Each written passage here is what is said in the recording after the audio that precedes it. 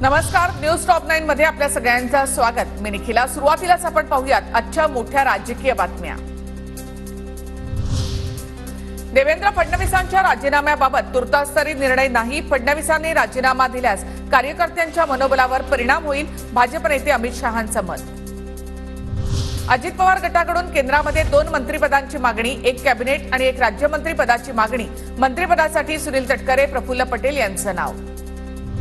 प्रफुल्ल पटेल यांच्या निवासस्थानी उपमुख्यमंत्री देवेंद्र फडणवीस, अजित पवार यांच्यामध्ये चर्चा. चर्चेनंतर फडणवीसांकडून अमित शहा यांची भेट.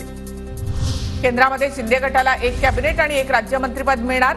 केंद्रीय मंत्रिपदासाठी श्रीकांत शिंदे, संदीपान भुमरे, श्रीरंग बारणे, प्रतापराव जाधव, धैर्यशील माने यांची नावं चर्चेत. सूत्रांची माहिती.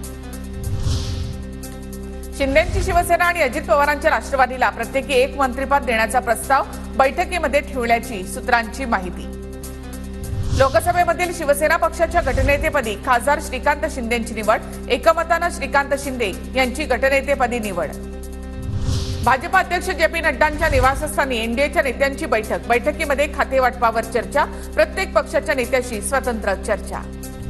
गृहमंत्री उपमुख्यमंत्री पदाच्या चर्चांमध्ये तथ्य नाही. फडणवीस पक्ष आणि सरकार दोन्हीचं काम करण्यासाठी सक्षम आहेत. त्यांनी राजीनामा देण्याची गरज नाही. गिरीश महाजन यांची प्रतिक्रिया. लोकसभा निवडणुकीमधल्या फटक्यानंतर भाजप राज्यामध्ये जनादेश यात्रा काढणार. विधानसभा निवडणुकीपूर्वी उपमुख्यमंत्री देवेंद्र फडणवीसांच्या नेतृत्वामध्ये जनादेश यात्रा निघेल.